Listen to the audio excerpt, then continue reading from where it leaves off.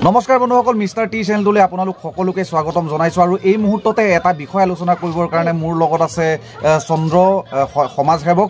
তেখেতৰ পৰা এটা কথা জানিব বিচাৰিম। এতিয়া হিট এণ্ড ৰান নামৰ যিখন আইন, এই আইনখন বাতিল কৰাৰ প্ৰতিবাদত সমগ্ৰ অসম তথা ভাৰতবৰ্ষৰ চালকসকল ৰাজপথত ওলাই আহিছে আৰু এটা হিংসাত্মক ঘটনা সংঘটিত হৈছে। বিৰাট ডাঙৰ এটা সমস্যাৰ সৃষ্টি হৈছে সমগ্ৰ অসমত। কি বুলি ক'ব? এইটোতো স্বাভাৱিক, কাৰণ সমগ্ৰ ভাৰতবৰ্ষত চৰকাৰখনে এনেকুৱা এখন চালকসকলৰ ওপৰত আনি দিছে। গতিকে লৈ উক্ত আইনখন আমিও অসমবাসী হিচাপে, অসমৰ জনতা হিচাপে নস্যাৎ কৰিছোঁ আৰু উক্ত আইনখন গ্ৰহণযোগ্য নহয় বুলি আমি একেমুখে ধিক্কাৰ দিছোঁ। গতিকে লৈ মই চৰকাৰক এটা প্ৰশ্ন কৰিছোঁ, একেবাৰে এজন দৰিদ্ৰ সীমাৰেখা তলৰ এজন লোকেহে ড্ৰাইভাৰৰ কাম কৰে, ধনী শ্ৰেণীৰ মানুহে নকৰে। তেনেস্থলত এই দৰিদ্ৰ সীমাৰেখা তলৰ ব্যক্তিজনে কিদৰে 7 লাখ টকা জৰিমনা ভৰিব?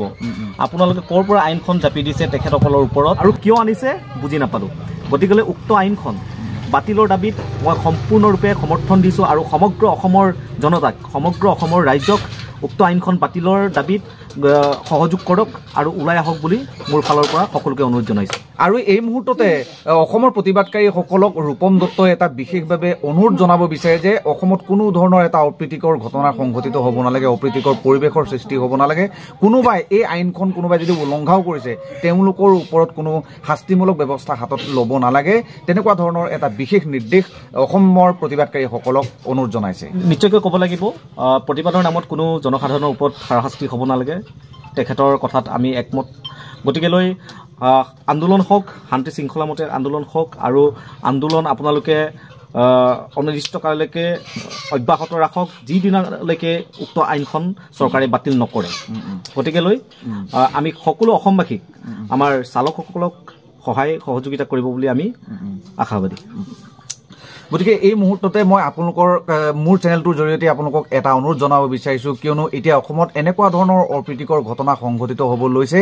গতিকে মই নাভাবোঁ, নাইবা কোনো অসমৰ কোনো এজন ব্যক্তিয়েই নাভাবিব প্ৰতিবাদৰ নামত কাৰোবাৰ জনসাধাৰণৰ অশান্তি হওক, জনসাধাৰণে কষ্ট পাওক, তেনেকুৱা ধৰণৰ কোনো কাম হাতত নল'ব বুলি অনুৰোধ জনাইছোঁ। কোনোবাই যদি বুজি পোৱা নাই, কোনোবাই যদি ৰাজপথত গাড়ী চলাই ওলাইও আহিছে, গতিকে তেখেতক ভালকৈ ৰখাই তেখেতক বুজাই দিয়ক যে এই আন্দোলন কোনো ব্যক্তিগত আন্দোলন নহয়, এই আন্দোলন কোনো প্ৰফেচনেলি গাড়ী চলোৱা মানুহকেইজনৰ বাবে নহয়।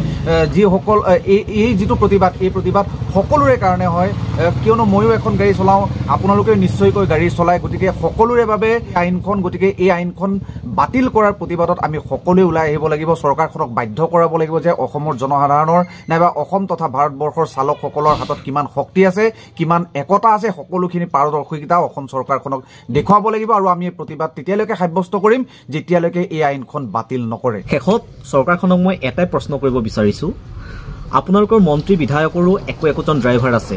গতিকে আপোনালোক সোধকচোন তেওঁলোকক, উক্ত আইনখন তেওঁলোকে মানিব পাৰিবনে নাই?